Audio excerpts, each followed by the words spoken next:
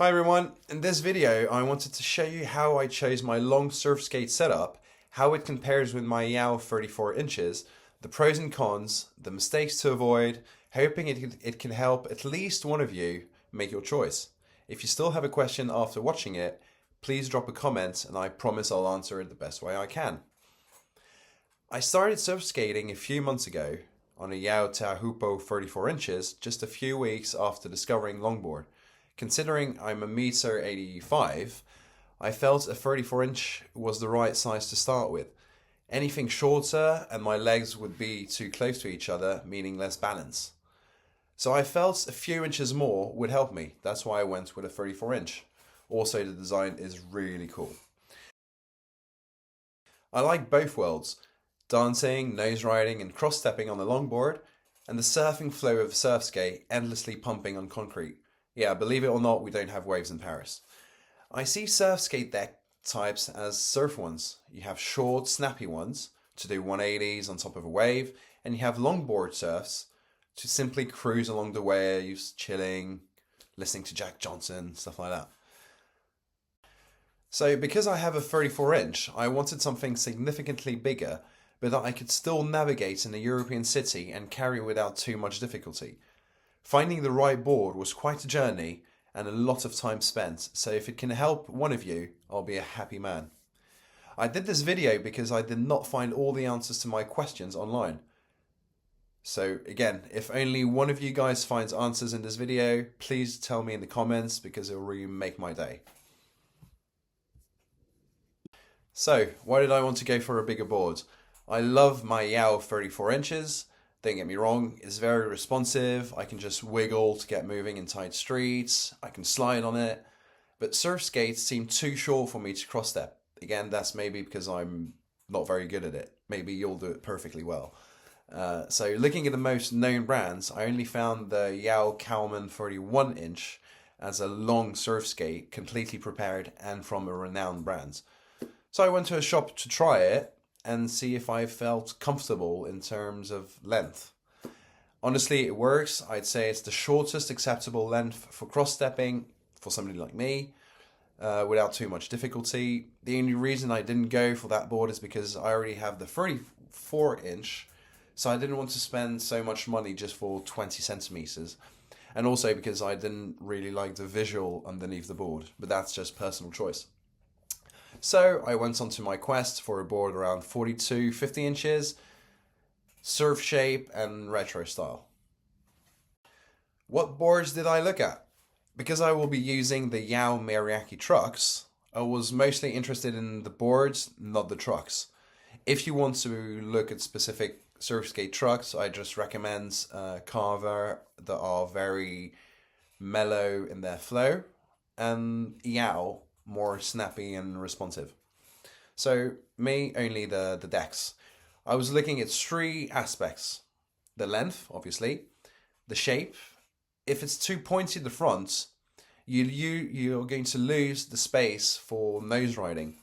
Also, many longboards have skinny fronts and rear where you can see the wheels coming up.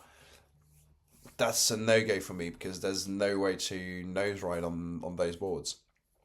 And third, the style. There's not much to say here. I wanted to ride a board that I think looks good. So something like a long surf from the 70s, kind of retro style. That's why you'll find a certain similarity in the boards that I'll be showing you. Obviously, they're all the ones that were like my top 10. The kinds that have a retro surf style, again from the 70s, that I really enjoy. That's just personal preference. So, we're going to be looking at some Surfskates and some longboards. I found two Surfskates long enough that you can buy as is and hop onto the streets and you'll love it. And 6 longboards to look at. And then we'll go through all of them. So, regarding the Surfskates, you've got the Barceloneta Pro in 40 inches. That's €325.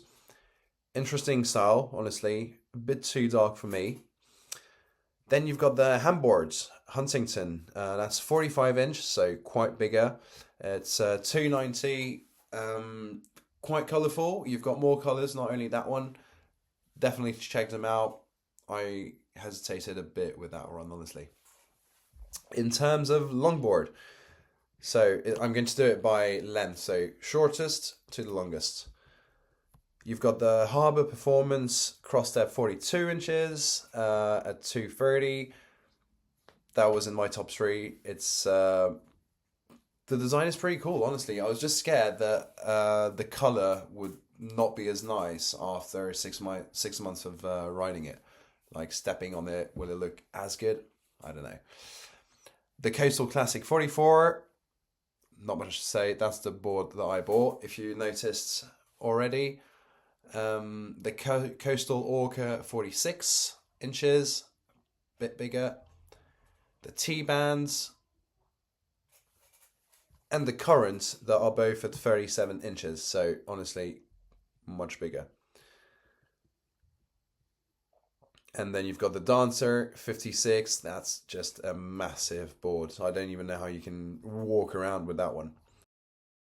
So here we're going to be comparing my 34 inches with my Koastal Classic 44. Here's a comparison of both boards side by side. You can see it's significantly bigger, the 44 compared to the 34. Here's how it looks like from my point of view from above. You can see the footwork is much easier. Maybe you can cross step on the 34, but it requires a lot of practice. And honestly, I'm just here to chill rather than grind and learn it. But I'm sure you can do it, honestly. Here are a few examples of me riding the 34 inch from Yow compared to the Koastal Classic 44 inch with and without the Waterborne rear adapter. So, the pros and cons of having a long Surfskate. Pros. Obviously, why I bought the deck in the first place. I can cross step on it and nose ride. Really fun. And hopefully by getting better, I'll learn more stuff to do on it. Without the Waterborne rear adapter, it remains quite agile and reactive in a sense. Obviously not as much as the 34. Nothing there. Maybe it's thanks to the Yow Meraki trucks. If you really push it, I'm sure you can get some wheel bite. In fact, at first I wanted to go for 70mm wheels to get more momentum while pushing.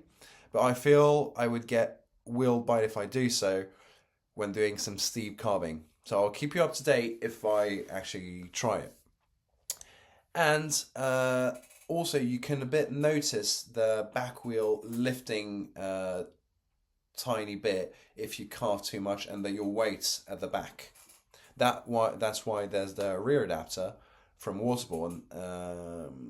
And yeah, I tried it. It wasn't that expensive, and I thought, okay, let's just shove it on it and see what it does if there's a real difference.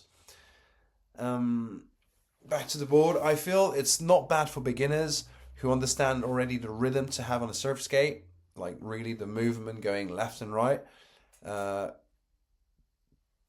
by this, I mean, yeah, really going left and right to gain momentum. It took my girlfriend quite a few tries before understanding that movement, and she comes from longboarding.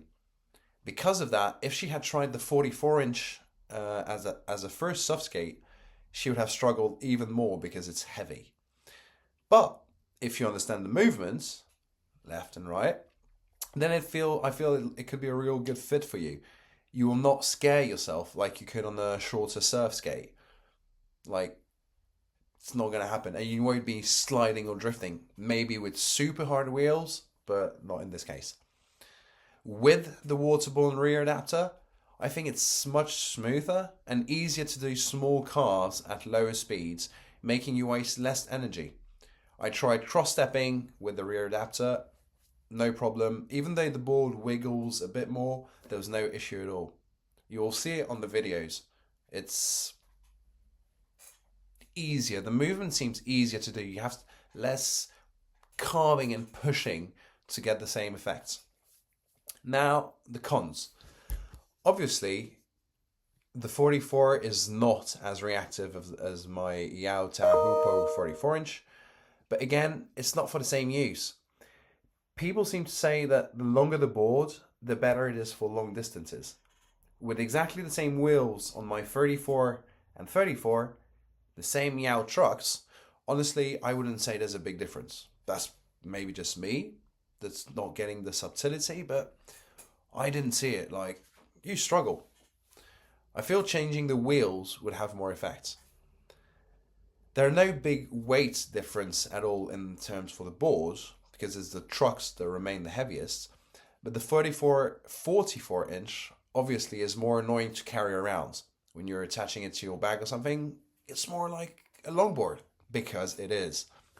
That's why I didn't go bigger, actually. The 50 inch from Surfskate Love looks fantastic, but it must be a nightmare to carry around. Things to consider if you're going to be looking at a long surf skate. I was really annoyed with myself to not have thought of this. The thickness of your board. In my case, the board is 1.5 centimeters thick. That's 0.6 inches. Think about that for your screws and bolts. I can't emphasize on this enough. I used the Yow trucks from my 34-inch Teahupoo. The truck fit perfectly. The screws don't, because the Koastal is thicker by 0.5 centimeters. So the screws, like, it stops right there, so you just can't put the screw on. It's maddening. And they are 50 millimeters. So I went for 60 millimeters for the front and 30 millimeters for the back, both 5 millimeters in diameter, M5. That's without the Waterborne rear adapter. If you get the Waterborne rear adapter, you won't have any issues with the rear, as the adapter is the same height as the Yow thickening pad, I think you call them like that, and they provide you with the proper screws to fit the 1.5 centimeters thickness of your board. Mine was a perfect match, I was fine. And you can see it on the video, how many screws I put on all that. As you can see, the screws are a bit long, so I had to put a few bolts and brake bolts to make it hold. I strongly suggest finding the right screw length to only have to add a lock nut at the end. I think that's how you call them, but just that one knot that you put and it's tight. It just looks better. And I believe the perfect size would be 55 millimeters.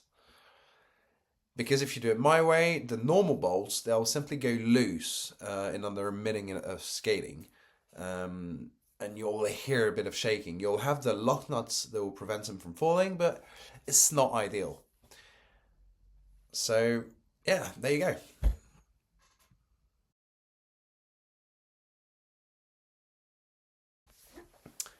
Conclusion.